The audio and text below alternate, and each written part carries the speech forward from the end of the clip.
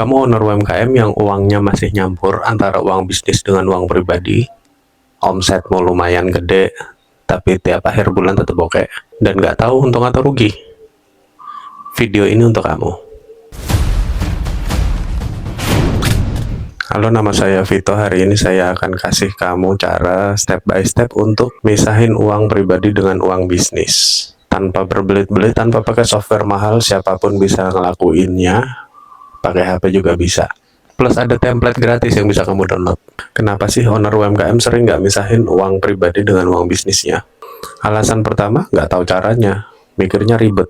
Pakai software macem-macem. Harus punya akuntan atau ngerti akuntansi. Alasan kedua ini yang paling sering ya. Mikirnya, toh ini kan uang saya juga. Jadi buat apa dipisah-pisahin, ya kan? Ya secara teknis bener, tapi ini masalahnya. Karena kalau keuangannya nyampur, kamu jadi nggak tahu berapa uangmu. Taruhlah omset 20 juta. Kamu nggak tahu profitnya berapa. Berapa yang habis untuk operasional, berapa yang kamu ambil untuk diri sendiri. Semuanya blur, nggak jelas. Yang kedua, kamu sering ngambil uang tanpa kontrol. Pokoknya ada uang cash, kamu tarik. Hari ini butuh untuk bayar tagihan, ambil dari uang kas. Butuh buat beli barang, beli alat, ambil dari uang kas. Ujung-ujungnya bisnismu di atas kertas untung, tapi pada kenyataannya uangnya habis. Yang ketiga, kamu nggak bisa scale up. Kalau mau pinjam modal atau ada investor yang mau masuk dan mereka nanya, gimana rekornya, catatan keuangannya, kamu nggak bisa jawab. Jadi hari ini kita perbaiki ini ya. Oke, jadi gini caranya. Pertama, kamu harus punya dua rekening terpisah. Nggak harus bikin rekening bisnis. Rekening atas nama pribadi juga bisa. Yang penting rekening itu kamu dedikasikan khusus untuk misahin uang usaha dengan uang pribadi. Kalau kamu jualannya cash, jualan warungan, ribet kalau mau setor tunai ke bank, kamu bisa pakai cara dua amplop. Jadi setiap dapat pemasukan, amplop satu untuk modal, amplop satu untuk keuntungan. Cuma masalahnya dari metode ini adalah kamu harus benar-benar disiplin. Kamu nggak boleh ngambil uangmu yang ada di amplop satu. Karena kita seringkali karena keadaan terus mikir ya udahlah diambil dulu besok dikembaliin. Yang terjadi seringkali nggak akan pernah ngembaliin. Kamu akan lupa, kamu akan mikir ya sudahlah bulan depan lagi. Begitu seterusnya dan kamu akan ada di lingkaran setan yang nggak selesai-selesai. Jadi harus disiplin. Makanya itu butuhnya kamu bikin rekening. Bener-bener rekening bank, supaya kamu nggak gatal tangannya untuk narik duit dari rekening kamu. Cara kedua selanjutnya adalah kamu tetapkan gaji owner, gajimu sendiri. Jadi kalau misalnya omset kamu satu bulan 20 juta, dan profitnya 8 juta, kamu gaji diri kamu misalnya 5 juta. Oke, dari 8 juta itu kamu ambil 5 juta untuk menggaji diri kamu, yang sisa 3 juta masuk ke kas. Untuk diputar lagi jadi modal. Kenapa menggaji diri kamu sendiri itu penting? Karena kamu akan punya kontrol di situ. Kamu nggak bisa ngambil duit dari bisnis kamu sesukanya. Dan akhirnya kamu akan tahu, oh ini duit pribadi, oh ini duit bisnis. Step ketiga adalah setup sistem tracking sederhana. Contohnya gini, di kolom A, tanggal, kolom B, deskripsi transaksi, kolom C, pemasukan bisnis, kolom E, saldo bisnis, kolom F, gaji owner. Kamu transfer ke rekening pribadi. Setiap transaksi bisnis, baik pemasukan atau pengeluaran, harus masuk ke spreadsheet ini. Contoh, tanggal 15 Oktober terima pembayaran customer 2 juta, misalkan ya. Input di kolom C, tanggal 16 Oktober beli bahan baku 500.000. Input di kolom D, tanggal 20 Oktober transfer gaji owner 1 juta, input di kolom F. Jadi pada akhir bulan kamu tahu persis berapa pemasukan total, berapa pengeluaran total, berapa profit, dan berapa yang kamu ambil untuk gaji kamu yang kamu transfer ke rekening pribadi. Step keempat, ritual tracking harian. Ini nggak perlu ribet ya, kamu cuma butuh 15 menit aja per hari. Pagi atau sore kamu input semua pemasukan kamu hari ini ke dalam spreadsheet. Setelah 1 bulan kamu konsisten melakukan ini setiap hari, kamu akan dapat clarity, kejernihan yang luar biasa dari uang kamu. Berapa yang masuk, berapa yang keluar, masuk kemana, dari mana, keluar kemana. Dan dari situ kamu akan tahu produk-produk kamu mana yang paling profitnya gede, produk mana yang paling laris, produk mana yang nggak laku, Produk mana yang untungnya gede, produk mana yang untungnya kecil, pengeluaran mana yang kamu bisa potong, dan lain sebagainya. Bahkan kamu bisa lihat patternnya, polanya. Minggu mana di satu minggu itu hari mana yang penjualannya paling banyak, penjualannya paling sedikit.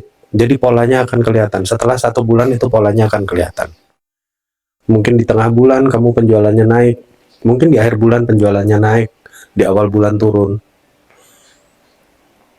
Jadi pola itu akan kelihatan semua. Dan pada akhirnya kamu bisa bikin keputusan bisnis tanpa pakai feeling, tapi pakai data. Oke, rekap untuk video kali ini adalah step 1 adalah buka rekening terpisah untuk bisnis. Step 2, tentukan gaji owner. Gaji kamu sendiri, angka fix setiap bulan. Jadi kalau kamu dapat profitnya jauh di atas standar kamu yang biasanya, kamu tetap disiplin menggaji diri kamu dengan angka yang sama. Misalkan di bulan-bulan awal profitnya 10 juta, kamu menggaji diri kamu 5 juta misalkan ya. Tiba-tiba bulan-bulan berikutnya, pemasukan kamu jadi naik 20 juta, 30 juta profit. Gaji kamu harus tetap 5 juta. Nggak boleh ngikutin. Kalau kamu ngikutin, akhirnya kamu nurutin gaya hidup. Dan bisnis kamu justru nggak berkembang. Step 3 adalah setup spreadsheet tracking sederhana. Dan step 4, ritual harian input transaksi 15 menit per hari. Nggak perlu lama-lama kok, nyatet kayak gitu doang gampang. Nah, ini beberapa kesalahan umum yang sering terjadi ya. Kamu akan nunda, kamu akan bilang trackingnya nanti aja lah, ntar aja lah, lagi ribet, lagi sibuk, nggak sempet. Ini yang bikin kamu jadi susah.